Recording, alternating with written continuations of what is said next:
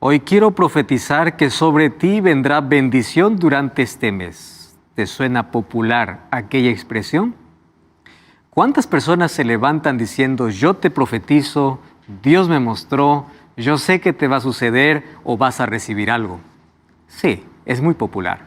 Aparecen cada vez nuevas predicciones, trayendo confusión a miles de personas. ¿Cómo reconocer un profeta verdadero? Ya que cientos se van a levantar en el tiempo diciendo haber recibido de parte de Dios una revelación. ¿Cómo poder entender este asunto a la luz de la Biblia? Bienvenido, está comenzando Biblia Fácil y qué bueno es tenerte a ti del otro lado de esta pantalla. Miles de kilómetros nos separan, mas hoy estamos aquí tan cerquita y lo que nos une es este libro, porque todos estamos en busca de la verdad y vamos a la fuente de la verdad, que es la Biblia. Quiero abrazarte y estoy orando para que el Espíritu Santo te siga abrazando todos los días y que a través de la palabra de Dios puedas encontrar consuelo, esperanza, fortaleza y vida eterna. Que Dios te bendiga. Gracias por estar allí. Bienvenidos amigos, estamos avanzando en nuestro estudio. Hoy estamos listos para una jornada más y cada vez nuestros temas se vuelven más actuales, más interesantes en el sentido del contexto en el cual estamos viviendo y donde cuán difícil es poder hacer la diferencia entre la verdad y el error si es que uno no está sumergido netamente en la verdad. Aquella línea se pierde ante nuestra vista cuando separamos nuestros ojos de la Biblia. ¿Cuál es el antídoto para la mentira? No es enfocarse en la mentira, sino enfocarse en la verdad. Aquel que conoce bien la verdad puede rápido identificar aquello que es mentira. Hoy vamos a hablar sobre un tema súper importante que tiene que ver con profecía. Ya dijimos que la Biblia fue traída por los profetas. La pregunta es, ¿existen profetas modernos? Buena pregunta. Antes quiero conversar, durante los capítulos anteriores ya conversamos, me parece, con los demás, con Rebeca, con Antonio, con Catherine, Francesco y Valeria. Ya hablamos. Ahora quiero hablar con José Luis Cachi Mamani. Él es el único participante que nos falta. ¿Cómo estás, José Luis? Bien, pastor. Primeramente agradeciendo a Dios por recibir la invitación y estar en su programa. Qué bueno, José Luis. José Luis, tú representas Bolivia. Sí. ¿De qué parte de Bolivia exactamente? Yo soy de La Paz. Ah, La Paz, Bolivia. Qué lindo, porque de ahí tenemos tantas historias, tantas personas que sintonizan nuestros programas a través de la radio y también a través de la TV. ¿Tú estás aquí con la familia o viniste solo a Brasil? Yo sí, estoy con mi familia aquí. ¿Con toda tu familia? ¿Cuántos hermanos son ustedes? En sí, nosotros somos 9 hermanos, más uno que falleció. Ah, entiendo. Sí. Fueron 10 entonces. Sí. Ahora son 9. Sí. Bueno, gracias por participar de este programa, José Luis. Estamos llegando ya a la recta final, más gracias por estar aquí con nosotros. Gracias, pastor. Que Dios te bendiga. Y bueno, Dios también te bendiga a ti. No sé en qué país estás, más qué bueno es poder tenerte. Hoy vamos a hablar sobre profecía. Para hablar acerca de profetas, quiero ofrecerte un curso bíblico. Este curso bíblico es llamado En Busca de la Verdad. Y durante toda esta temporada, nosotros estuvimos estudiando diversos temas. Y aquí tú puedes profundizar a través de este estudio con los textos bíblicos sobre los temas que ya fueron tratados. Entonces, puedes solicitarlo a través del WhatsApp más 5512 9810 1460 o también puedes ingresar a nuestro sitio web estudielabiblia.com. Te recuerdo que es totalmente gratis y puedes solicitarlo ahora mismo. Muy bien, estamos listos para abrir la Biblia y antes abrimos nuestro corazón a Dios, hablando con Él a través de la oración. Querido Dios, nuestra mente está dispuesta para escuchar tu palabra. Ayúdanos para poder identificar qué es lo verdadero en medio de tanta falsedad. Que tu Santo Espíritu nos pueda conducir por el camino de tu palabra para que tu luz pueda iluminar nuestra vida. Tu Santo Espíritu sea nuestro Maestro, en el nombre de Jesús. Amén. Nuestro tema de hoy es el don profético. ¿Saben qué es curioso? Que al ser humano siempre le intriga el futuro. Si nosotros supiésemos el futuro, o si es que alguien nos dijera el futuro, no importa la fortuna que podríamos pagar, si nos dice qué es lo que exactamente va a suceder, nos interesaría. Satanás ha levantado muchos caminos para poder mostrar el futuro. El espiritismo hoy se está abriendo, o los hogares y las vidas, los corazones están abriendo de par en par para abrazar el espiritismo, porque justamente el espiritismo responde a una de las necesidades que tiene el ser humano de querer conocer.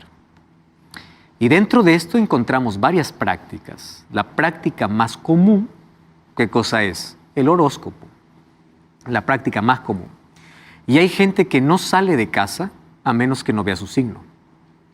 Hay gente que está determinado a vivir la vida de acuerdo al movimiento de las estrellas o de las constelaciones o de su signo. Como si las estrellas definieran. Tú ya no tienes capacidad de decidir. Por eso es que hay gente que escucha qué color tiene que vestir, qué número tiene que hablar, a dónde tiene que ir, realizar un negocio o no. Todo va a depender de lo que el horóscopo le diga. Lo curioso es que el horóscopo, aún siendo bajo el mismo signo, va a depender de quién lo diga. Hay diferentes predicciones. Y eso me muestra lo engañoso y lo peligroso que es.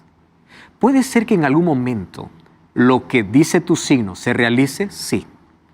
Y te voy a explicar por qué. Porque una de las maneras como Satanás puede capturar tu mente y tu atención y puede esclavizarte en algo es haciendo milagros. Existen cosas inexplicables en la vida donde en base a tu creencia hay cosas que pueden ocurrir. Hablemos de supersticiones, por ejemplo. La gente que cree que cuando se le cruza un gato negro el día le va mal, le va mal. La gente que tiene miedo al domingo 7 o al viernes 13, pues produce cosas. Y no porque Dios lo permite. Satanás, que también puede crear ciertas circunstancias para afianzar tu fe en el gato y no en Dios, va a hacer que suceda. Para afianzar tu fe en tu signo y no en Dios, va a hacer que suceda. El problema es que Satanás quiere desviar tu fe de Dios para que creas en objetos, en estrellas, en la creación, menos en el Creador. Pero también se han levantado profetas. Y dentro del mundo religioso hay tantos que se levantan prediciendo ciertas cosas. Cuando era muchacho, yo era muy curioso. Y yo ya visité casi todas las denominaciones cristianas. A veces a escondidas, me interesaba mucho ver la liturgia y ver la manera como se proclama el Evangelio. No voy a mencionar nombre de iglesias, pero ya entré a casi todas. Incluso no cristianas. Ya participé de sinagoga judía, ya participé de diversos cultos, porque quería ver la manera como se expone la palabra de Dios. Fui a unas iglesias donde solamente fui asustado, no se abrió la Biblia, solamente fue show o griterío. Fui a iglesias donde solamente la adoración se basaba en otras cosas y la palabra tenía un lugar muy pequeño. En fin, no voy a hablar de ese asunto, pero resulta que en una de esas iglesias encontré que habían profetas y se levantaba cada cierto tiempo y comenzaba a profetizar. Y me llamó tanto la atención porque dentro de sus profecías siempre habían generalidades. ¿Qué cosas generalidades? Uno se levanta y dice, Dios me ha mostrado para decirte que durante esta semana tú vas a recibir tal cosa. Pero no le dicen qué, solamente le dice bendición. Vamos a imaginar que alguien se levanta y me dice, Dios me ha mostrado que esta semana Dios te va a bendecir. ¿En qué? No sé, pero te va a bendecir. Si el fin de semana vengo y digo, Dios me bendijo, el otro va a decir, yo te profeticé. Miren lo que sucede. No me profetizó nada. Lo que hizo es decir generalidades. Dios te va a bendecir, Dios te va a acompañar, vas a tener esto, vas a tener lo otro. Dios me ha revelado cuál va a ser el sexo de tu bebé. Y yo me pregunto siempre, ¿será que Dios eso es lo que revela? Yo no estoy minimizando las cosas, pero cuando Dios quiere revelar, Él revela asuntos de salvación. Dios me ha revelado que tienes que cambiar de carro. No estoy minimizando el asunto, pero Dios no va a revelar un asunto así. Dios me ha revelado que esto... No, la mayor revelación ya tenemos en la Biblia. Entonces, cuando aparece una nueva revelación, tenemos que evaluar si realmente viene de Dios. Porque hay muchos que se levantan autoproclamándose profetas y diciendo que recibieron de parte de Dios. Cuando hablamos de profecía, en sí lo que estamos hablando es del don profético. ¿Y qué cosa es el don profético? Es un don que Dios da a quien Él quiere, como Él quiere y cuando Él quiere. Nadie busca ser profeta. Dios levanta profetas. Y Dios levantó desde un agricultor a un rey, un letrado a un ignorante. Dios levanta a quien Él quiere. No necesitas tener título, ni posición, ni nombre, ni riqueza. Levanta a quien Él quiere. Nosotros tenemos la Biblia por los profetas. ¿Y quién es un profeta? Profeta es un portavoz de Dios. Y es un portavoz de Dios que Él levanta en un momento específico para una tarea específica. Y cuando hablamos de profetas, hablemos de profetas canónicos y profetas no canónicos. ¿Quién es un profeta canónico? Aquel que aquello que escribió se incluyó dentro del canon. Y por estar dentro del canon, está en la Biblia. Pero existieron otros profetas verdaderos no canónicos. Ustedes saben que la Biblia habla que el primer profeta de la Biblia se llamó Enoc, pero no tenemos ningún libro de Enoc. El libro de Josué habla del profeta Jazer, pero no tenemos un libro de Jazer. La Biblia habla del profeta Natán, aquel que fue a David, pero no tenemos un libro de Natán. ¿Por qué Dios no permitió? Pues porque sus revelaciones justamente era para su tiempo. No era para poder traer un mensaje a futuro. Hay tantas cosas escritas en la Biblia que aparentemente decimos, ¿esto qué tiene que ver conmigo? Solamente fue para el pasado, pero es que de allí se extraen lecciones para el presente. Entonces, hay cosas que Dios no permitió, aun cuando eran profetas que levantó, no permitió que sus libros estén en el canon. Entonces hay profetas canónicos y no canónicos. Existe. Dios levantó siempre para cada situación y para cada circunstancia de la vida un profeta, que es el portavoz de Dios. Ahora, el llamado para ser profeta no era un llamado fácil. Ser profeta era aceptar el llamado más difícil de todos. Ustedes saben que un día Dios le pidió a Jeremías que camine con un yugo sobre el cuello. Y cuando la gente le pregunte, ¿por qué caminas con un yugo? Le dirás, así subyugaré. O sea, imagínate, un profeta estaba expuesto a hacer el ridículo de la gente, a que la gente se burlase, a que la gente lo ignorara, a que la gente lo confrontara, a que la gente lo rechazara. No era un llamado fácil. Un día le dice al profeta Isaías, quiero que camines descalzo por 3 años. ¿Qué es eso? Era profeta. Los profetas eran personas simples, sencillas, pero también ellos eran humanos, no eran diferentes. Tenemos profetas miedosos, tenemos profetas débiles, tenemos un profeta que se deprimió, Elías. Comenzó a huir por la sentencia de una mujer llamada Jezabel y él dice que quería morir, se sentó debajo de un árbol y dijo, Señor, quítame la vida. Y Dios comenzó a trabajar con él, ahí en su soledad, en su desierto, y lo restauró. Hubo un profeta desobediente, Jonás. Dios le dice, anda para Nínive, él va, pero para Tarsis. O sea, los profetas eran seres humanos, con sus debilidades, pero Dios los levantaba. Y a través de los profetas Dios tenía un mensaje especial. Pero ser llamado profeta no era una tarea difícil. Y cuando hablamos de profetas, hablamos que habían tanto profetas varones como profetisas. Habían también mujeres. Hoy vamos a ver esto. Ahora, ¿para qué Dios levantaba un profeta? El propósito era para orientar, instruir, fortalecer, animar y consolar. Esa era la razón por la cual Dios levantaba profetas. Orientar, instruir, fortalecer, animar y consolar. En la Biblia encontramos profetisas en el Antiguo Testamento. Vamos al libro de Jueces. Miren lo que dice el libro de Jueces, capítulo 4. Allí vamos a encontrar en el versículo 4 una profetisa en el Antiguo Testamento. Jueces, capítulo 4, versículo 4. Gobernaba en aquel tiempo a Israel una mujer llamada Débora, que era profetisa. No tenemos ningún libro de Débora, pero ella era profetisa en ese tiempo. Hubo otra mujer llamada Hulda, Segunda de Reyes, capítulo 22, versículo 14. Segunda de Reyes, capítulo 22, versículo 14. Allí dice: entonces fueron el sacerdote Hilcías y Ahicam, Acbor, Safán, Asaías, a la profetisa Hulda, mujer de Salum, hijo de Ticba, hijo de Jarjas, guarda de las vestiduras, la cual moraba en Jerusalén, en la segunda parte de la ciudad, y hablaron con ella. Encontramos a Hulda y encontramos a Débora.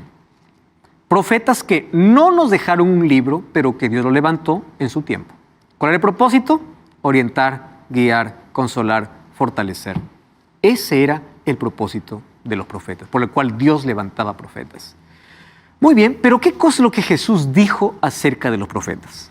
Mateo capítulo 7, versículo 15, Jesús da una advertencia y dice así: guardaos de los falsos profetas, porque vienen a vosotros con vestidos de ovejas, pero por dentro son lobos rapaces.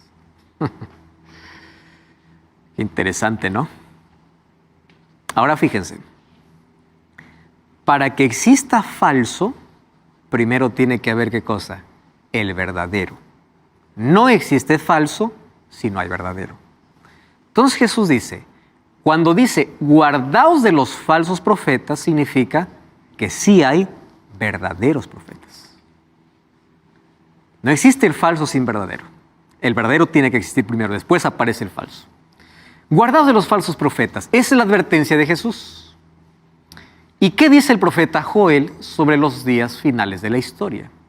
Joel capítulo 2, versículo 28 hasta el versículo 31 dice así: y después de esto derramaré mi espíritu sobre toda carne, profetizarán vuestros hijos y vuestras hijas, vuestros ancianos soñarán sueños, vuestros jóvenes verán visiones. Y también sobre los siervos y sobre las siervas derramaré mi espíritu en aquellos días. Y presten atención, porque este es el asunto por el cual nosotros creemos que aún Dios levanta profetas en el tiempo del fin. Allí dice que el sol se convertirá en tinieblas, la luna en sangre, antes que venga el día grande espantoso de Jehová.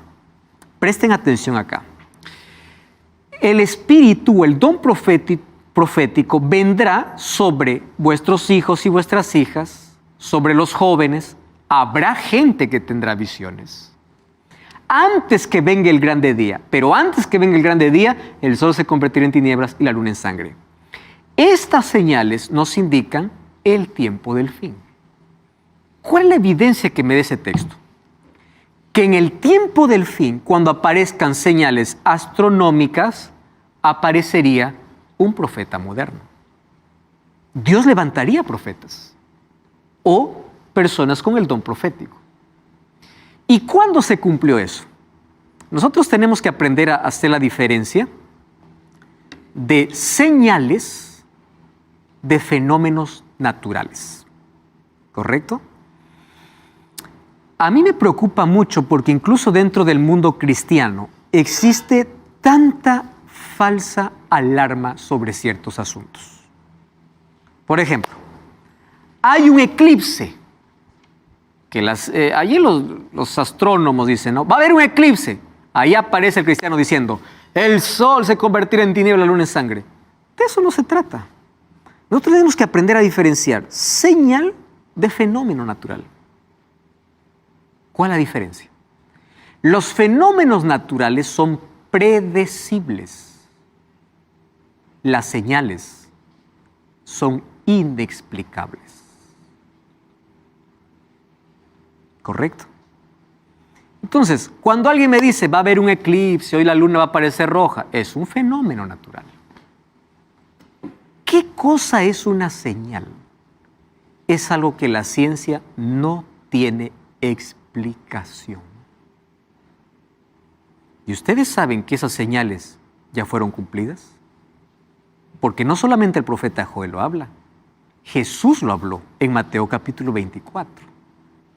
El sol se oscurecerá, la luna no dará su resplandor, estrellas caerán del cielo.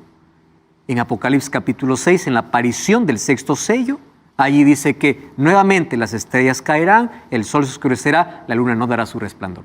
Entonces la preocupación es, a cada fenómeno natural la gente está buscando textos bíblicos. Eso no debe ser así. ¿Por qué razón? Estas señales ya se cumplieron. Número 2. ¿Puede haber alguna de esas señales que se repita? Puede. Pero cuando aparezca será inesperada, sin explicación. Les voy a contar rapidito cuándo ocurrieron estas cosas. Cuando nosotros vamos a los libros de historia, vamos a encontrar que la ciencia no puede explicar un día de la historia. Lo que ocurrió el 19 de mayo del año de 1780. Ustedes pueden buscar en Google. ¿Qué ocurrió el 19 de mayo de 1970? En ese día hubo tinieblas sobre la tierra inexplicables. 1780. Inexplicables. ¿Saben qué sucedió? Era un día normal, común. El sol salió temprano y allí los que narran la historia dicen las gallinas bajaron de sus gallineros, el campesino fue al trabajo, pero eso de las 9, 10 de la mañana vino un viento helado y pareciera que en el cielo se cubrió como un manto que cada vez se iba oscureciendo. No era un eclipse, era un manto negro. A las 10 de la mañana todos tuvieron que dejar sus actividades y volver. Los animales estaban enloquecidos. Las gallinas subieron a sus gallineros, los campesinos volvieron de su trabajo a la casa y dentro del Senado, del Congreso, donde estaban discutiendo reuniones importantes, dice que llegó el momento de que ni las velas podían alumbrar. Y si tú colocabas una hoja a 3 centímetros de tu vista, no lo podías ver. Esa es una oscuridad densa que causaba terror. 19 de mayo de 1780. Cuando pasa el día 19 de mayo de 1780, en la misma noche, la luna apareció literalmente bañada en sangre. Roja viva. Profecías cumplidas. ¿Qué sucedió el 13 de noviembre de 1833? Otra fecha inexplicable. Una lluvia de meteoritos cayeron en Nueva Inglaterra. Más o menos, haciendo un cálculo, dice que más de 3 millones de meteoritos cayeron. El cielo quedó totalmente iluminado. Ese día quedó registrado para la historia como día de juicio. La gente gritaba, y gritaba de miedo, porque pensaba que el fin había llegado. Ese día se le llama también el día de la restitución. Dice que los ladrones que habían robado iban a devolver las cosas a quienes robaron. Porque aquel fenómeno no era predecible, era inexplicable. 13 de noviembre de 1833. Y cuando la Biblia habla de un gran terremoto anunciando el tiempo del fin, tuvo su cumplimiento 1 de noviembre de 1755. ¿Dónde ocurrió eso? En Portugal. El mayor terremoto de la historia. Todos los terremotos, bueno, obviamente tienen su explicación, ¿no? Las placas tectónicas y todo. Mas ese día, cuando ocurrió el terremoto, la tierra se abrió y humo salía de la tierra. Entonces, tenemos que aprender a diferenciar las señales de los fenómenos naturales. ¿Qué cosa dice el profeta Joel? El profeta Joel dice así: antes que venga ese día, o sea, anunciando el tiempo del fin, marcando el tiempo del fin. Nosotros estamos viviendo en el tiempo del fin. Según la profecía de los 7 sellos, de las 7 trompetas, según el libro de Apocalipsis, de las 7 iglesias, nosotros estamos en el periodo final. Pero ¿qué cosa marcó el tiempo del fin? El tiempo del fin marcó el fin de la era de oscuridad de 1260 años de persecución, que fue la Edad Media. A partir de allí comienza el tiempo que se llama el tiempo del fin, con señales astronómicas. Y allí dice, antes de eso, yo levantaré, ¿qué cosa? Profetas. ¿Y ustedes saben que el diablo es tan astuto? Que cuando ocurrieron esas cosas, hubo un despertar en todo. ¿Qué está pasando? ¿Qué está sucediendo? Esto y lo otro. Un despertar en la búsqueda de las profecías, de conocer qué cosa está sucediendo. Y allí se levantaron en América más de 5,000 diciendo, yo soy el profeta enviado por Dios. Ahora imagínate entre 5,000 reconocer a alguien que sí era profeta. Tremendo. Porque Satanás siempre falsifica. Satanás no es original, siempre falsifica. Todo lo verdadero, él lo convierte en falso para poder confundir. Entonces, eso es lo que dice la Biblia. Ahora, un asunto interesante. Ustedes recuerdan que en el capítulo anterior hablamos de las 2 características de la iglesia verdadera.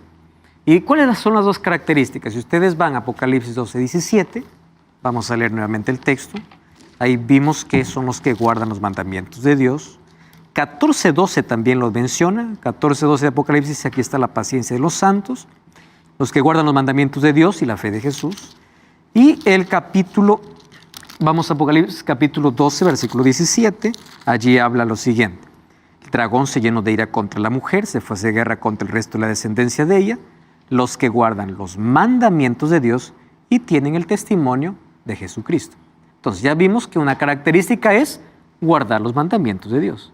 Pero ¿cuál es la segunda característica? Tienen el testimonio de Jesucristo. ¿Y cuál es el testimonio de Jesucristo? Muy buena pregunta. ¿Cuál es el testimonio de Jesucristo? Lo responderemos de aquí en breve. No cambies el canal, vamos a una breve pausa y ya regresamos aquí en Biblia Fácil.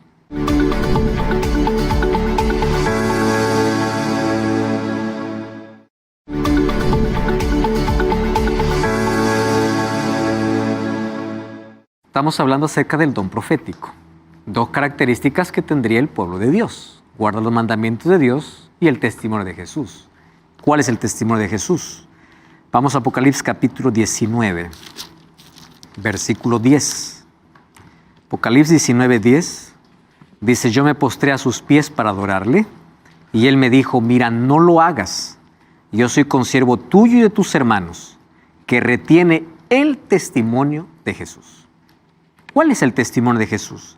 Adora a Dios porque el testimonio de Jesús es el espíritu de profecía. ¿Cuál era la intención del profeta? Exaltar a Jesucristo. ¿Para qué sirve el don profético? Para llevar a las personas a Jesús. Entonces, cuando se levante una persona diciendo ser profeta, tiene que exaltar a Cristo. Adora a Dios. Pero aquí me da una segunda característica, que el don profético existiría. Y el libro de Joel dice, antes que llegue ese tiempo del fin, cuando la luna se haga sangre, cuando el sol se oscurezca, habrá profeta. Y nosotros creemos y consideramos, pero no así nada más, sino por las evidencias, de que Dios sí levantó un profeta, y ese profeta, dentro de, entre tantos que se autoproclamaban, se llamaba Helen Gold Harmon. Un nombre que no es conocido porque nadie le conoce como Gold Harmon. Su nombre es más conocida como White. ¿Por qué? Porque fue casada con Jaime White un 30 de agosto de 1846. Fue madre de 4 hijos, de los cuales solamente 2 vivieron. Uno murió al nacer, el otro en la adolescencia. Solo Willie y Edson fueron los que vivieron. Entonces ahí viene el asunto interesante, porque hay tantas personas, cuando tú vas a investigar este nombre, y tantas personas diciendo por lo menos 3 grandes mentiras sobre Elena de White y la relación con la iglesia adventista. Primera mentira. Algunos piensan que Elena de White es la fundadora de la iglesia adventista. No lo es. Necesitas ir a las raíces y ver que ella no es la fundadora. Otros piensan que nosotros creemos más a Elena de White que a la Biblia. Si tú has acompañado esta serie, yo hasta aquí no toqué en ningún momento a Elena de White. ¿Por qué razón?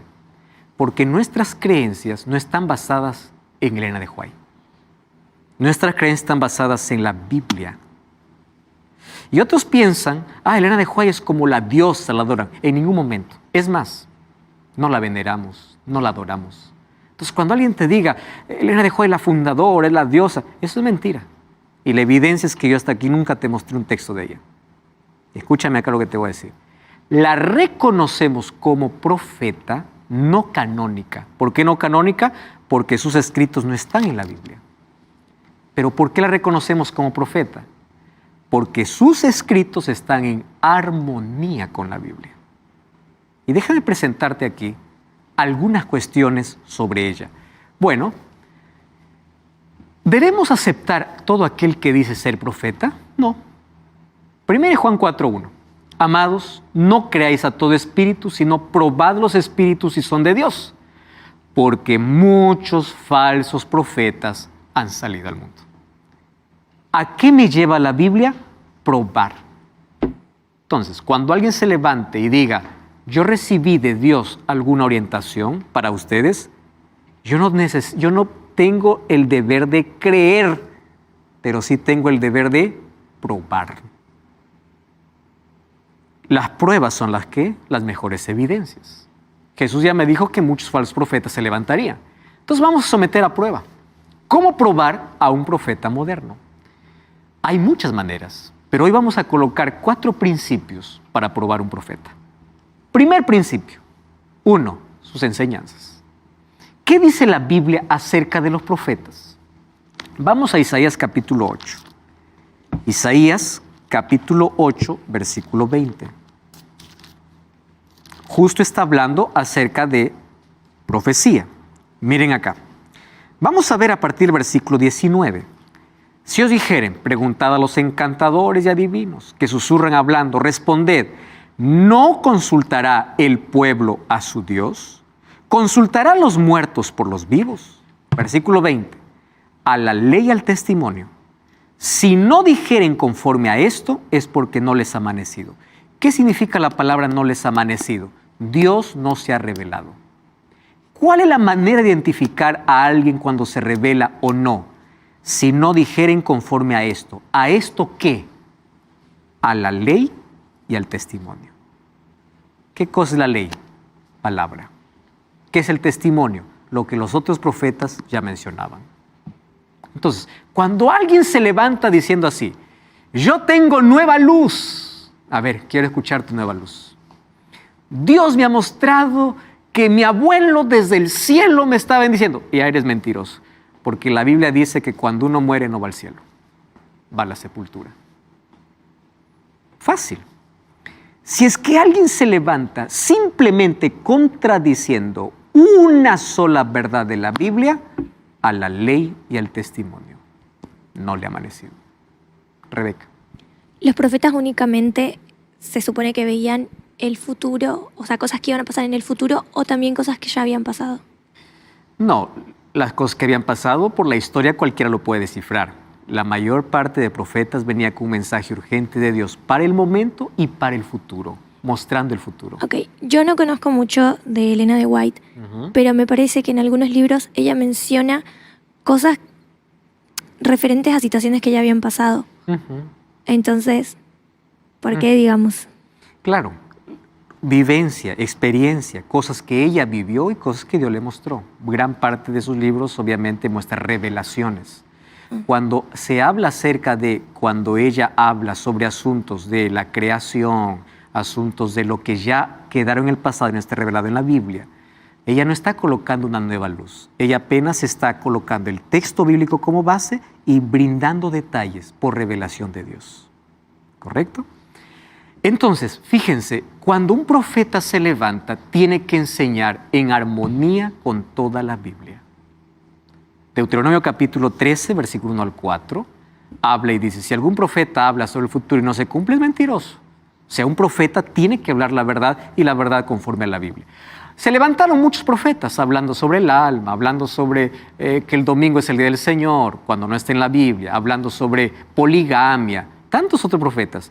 Fácil, uno puede descartar por el primero. Vamos a someter la prueba. Ella escribió cerca de 25 millones de palabras escritas en más de 100,000 páginas manuscritas, todas en armonía con la Biblia. Solo que esto yo no debo decirlo, esto tienen que leerlo. El desafío es buscar para ver si realmente contradice o realmente armoniza. Y ese es el desafío, ¿verdad? Miren, 100,000 páginas escritas y ella apenas tuvo 3er grado de primaria. Y ella habló de ciencia, de salud, de astronomía, de teología, con 3er grado de primaria. Eso fue suficiente. Número 2, su vida. ¿Qué dice Mateo 7, 15 al 20? O 7, 15 y 20. Por sus frutos los conoceréis. Y Jesús está hablando en el mismo contexto de profetas. Ustedes leen Mateo capítulo 7, versículo 15 y el versículo 20. Obviamente Jesús está hablando en el contexto de profetas. Allí dice, guardaos de los falsos profetas que vienen a vosotros con vestidos de ovejas, pero por dentro son lobos rapaces. ¿Qué dice el versículo 20? Por sus frutos los conoceréis. ¿Cuál es la evidencia de un profeta verdadero? Su vida. Si su vida está en armonía con lo que dice la Biblia, su vida muestra obediencia a la palabra de Dios, a la ley de Dios, hay coherencia, por sus frutos los conoceréis. En primer lugar, lo que dice no es una nueva luz que contradice a la palabra de Dios. Un profeta siempre se levanta para llevar al pueblo a la palabra de Dios, para exaltar a Jesucristo, no para exaltarse él, no para mostrar cosas que contradicen la Biblia.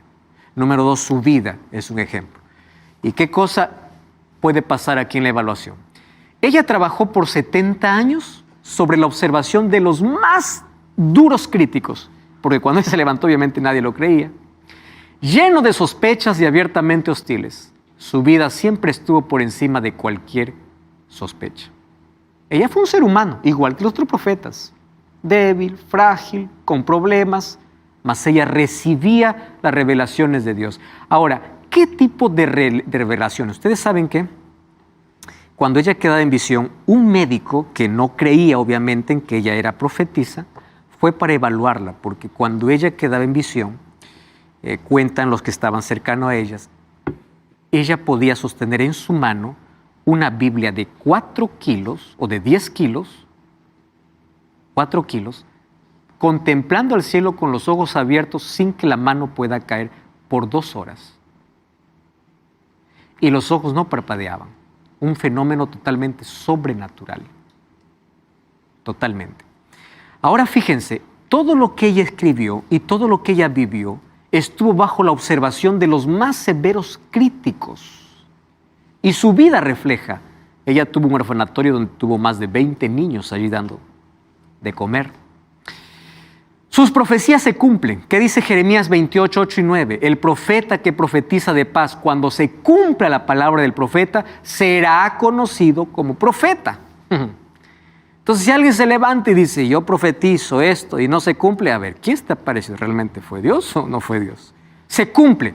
Y yo aquí les voy a mostrar algunas cosas que para nosotros hoy parecen totalmente irrelevantes.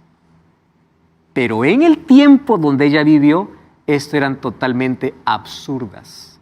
¿Quieren para mostrarles algunos ejemplos? 1868, ella advirtió que personas con obesidad eran susceptibles a ataques de dolencias agudas y muerte súbita. Uno puede decir, wow, qué revelación es esta, o qué cosa está diciendo. Lo que pasa es que en el tiempo de ella, la persona mientras más gordita era, más saludable se consideraba. Para nosotros, obviamente, hoy ya vemos los problemas que trae la obesidad, pero en el tiempo de ella, esto era salud. Ella se adelantaba a ciertas cosas. En 1960, la Sociedad Americana de Cardiología recomendó la reducción o control de consumo de grasa por motivos de riesgos cardíacos, cuando en ese tiempo esto no era conocido, hablando acerca de salud. Ella habló de la importancia del ejercicio para la buena salud, principalmente la marcha o caminata, que hoy llamado Cooper, ¿no? Llamado Cooper. Y esto apenas la ciencia médica pudo descubrir o pudo recomendar en 1960, cuando ella ya hablaba desde 1872. Les voy a explicar un asunto acá. Por ejemplo, ella habla mucho acerca de lo que hoy la ciencia médica pone mucho énfasis. Hoy la ciencia habla acerca de, para tener buena salud hay que tener descanso, ejercicio. En su tiempo eso no se hablaba, porque salud era otra cosa. Hoy la ciencia habla de eso, pero ella hablaba desde hace tantos años atrás. Al hablar de educación, ella habla de la formación del carácter y de los niños, de la importancia de la presencia de los padres los 7 primeros años de edad. Lo que hoy ya la psicología y aquellos que estudian salud mental lo confirman. Cuando se habla de diferentes aspectos de la vida, ella siempre se adelantó. ¿Por qué? Si en su tiempo eso no era popular. Les voy a hacer un ejemplo muy claro. Ella habló en contra del tabaco, cuando en su tiempo el tabaco era usado como medicina. Ustedes saben que la medicina fue evolucionando. En su tiempo, el tabaco, el café y el alcohol eran usados como medicina. Y ella se levantó y dijo, Dios me ha mostrado, me ha revelado que esto es perjudicial. Para nosotros hoy puede decir, esto... No, pues es que en su tiempo se hacían las cosas contrarias. Ella habló de la importancia de la luz solar cuando los médicos en ese tiempo a los enfermos los encerraban y cerraban las ventanas para que la luz no entre. O sea, que alguien venga a decirme cosas contrarias a la ciencia médica de ese tiempo, teniendo solo 3er grado de primaria. Esto no es común. ¿Correcto? Ella habló de muchas cosas, del peligro de la carne, de los estimulantes, de cómo funciona el cuerpo, el sistema nervioso, en fin. Un profeta es guía divino en tiempo de crisis. Oseas 12:13 dice, por un profeta Jehová hizo subir a Israel de Egipto y por un profeta fue guardado. Ella, en los momentos decisivos y de crisis de la iglesia, fue una voz de parte de Dios para orientar sobre el rumbo que debería tomar. En todos sus años de labor fue una voz que Dios usó para dar dirección para su obra. Es interesante que gran parte de la estructura, de la organización, de la distribución, incluso ustedes ven que hoy cada iglesia, obviamente, ya dijimos en el programa anterior, cada iglesia distribuye sus finanzas como quiere. A través de ella podemos comprender que las finanzas que llegan a través de diezmos tienen que ser distribuidos de manera proporcional y para todo el mundo para la predicación del Evangelio.